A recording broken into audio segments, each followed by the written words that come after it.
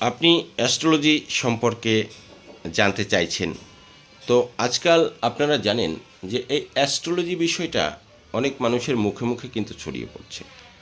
আর অনেকেই দেখবেন এই অ্যাস্ট্রোলজি জিনিসটা নিয়ে ইন্টারেস্টেডও হয়েছে।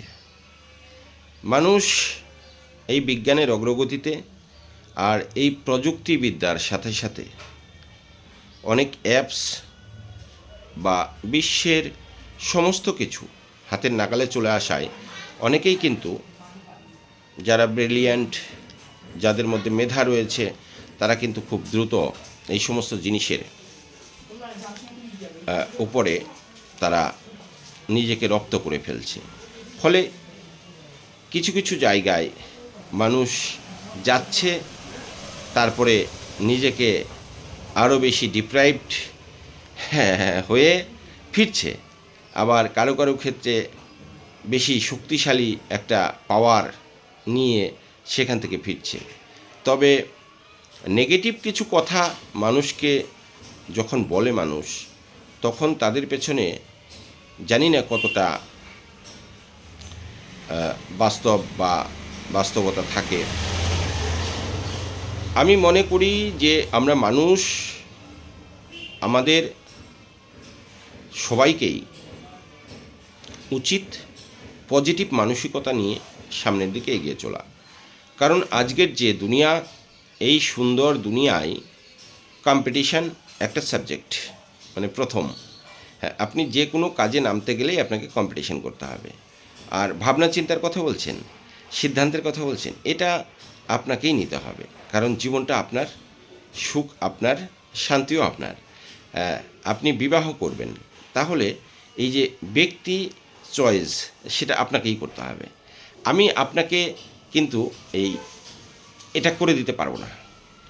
আমি হয়তো ব্যক্তি সম্পর্কে তার ব্যাপারে হয়তো কিছুটা জেনে আমি আপনাকে একটা সিদ্ধান্ত বলে দিতে পারবো যে হ্যাঁ ঠিক আছে, এটা ভালো হবে, এটা খারাপ হবে। কারণ এটা একটা অভিজ্ঞতা।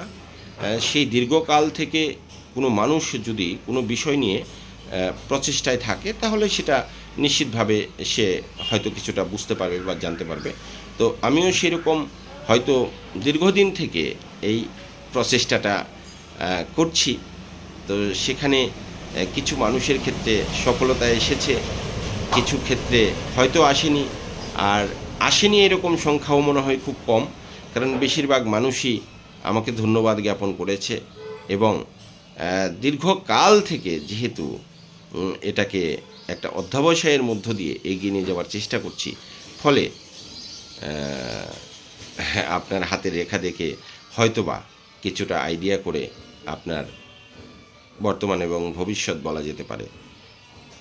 তো যাই হোক, যদি জ্যোতিষ সম্পর্কিত কোনো সমস্যা আপনার মধ্যে, আপনার মনের মধ্যে জেগে উঠে বা জানার আগ্রহ রয়েছে, এরকমটি হয়, কখনো যদি মনে হয় যে আপনার নেগেটিভ কিছু আপনার পিছু মানে ধাওয়া করছে, তাহলে পরামর্শ করতে পারেন। আর আপনি মাথায় রাখবেন যে সফলতার শীর্ষে পৌঁছাতে গেলে উত্থান পতনের মধ্য দিয়েই আপনাকে এগিয়ে যেতে হবে। আর এই উত্থান পতনের মধ্য দিয়ে যারা এগিয়ে যায়, সেই কাজটি যখন সাফল্য আসে বা সাকসেস হয়, তখন তার যে মজা, তার যে আনন্দ, তার যে উল্লাস, সেটা কিন্তু অনেক বেশি হয়। এবং আপনি যদি দেখবেন যে কোনো কিছুতেই বাধা আসেনি, অথচ প্রত্যেকটি কাজে আপনি সফল হয়ে যাচ্ছেন, তাহলে সেটারও মজা আছে, কিন্তু আপনি তো তার অভিজ্ঞতা সেটা খুব বেশি সঞ্চয় করতে পারলেন না। কাজেই কেউ কোনো কিছু দেখেই ভয় পাবেন না। ওই একটা প্রবাদ আছে, মেঘ দেখে কেউ করিস নে ভয়, আড়ালে তার সূর্য হাসে। হ্যাঁ, তো এই সামনে দুর্গম পথ, সেটা দেখে আপনার ভয় পাবার কিছু নেই, এগিয়ে যেতে হবে। লক্ষ্য যদি থাকে, তাহলে আপনার মনোবলকে শক্ত করতে হবে, সাহস রাখতে হবে, মনের জোর রাখতে হবে। আপনি এগিয়ে যান, সাফল্য আসবে। আর ওই যে বাদবাকি কিছু একটা যদি পরামর্শের প্রয়োজন হয়, জ্যোতিষ সংক্রান্ত কোনো পরামর্শ যদি আপনার মনে হয় যে না নেওয়ার দরকার, তাহলে আপনি আমার সঙ্গেও যোগাযোগ করতে পারেন, বা আপনার আশেপাশে যারা রয়েছে, যারা দীর্ঘকাল থেকে এইসব প্র্যাকটিস করছে বা চেষ্টা করছে, পড়াশোনা করছে, অভিজ্ঞতা সঞ্চয় করছে তাদের সঙ্গে পরামর্শ করলে করতে পারেন, সেটা আপনার একান্তই ব্যক্তিগত ব্যাপার। তা আমার সঙ্গে যোগাযোগ করতে গেলে যারা দূর থেকে দেখছেন আমার এই ভিডিও বা এপিসোড, তাদের তো হয়তো বা আসা সম্ভব নয়। তো তাদের জন্য আমি একটা রিসেন্ট ব্যবস্থা করেছি, যেটা অনলাইন পরিষেবা।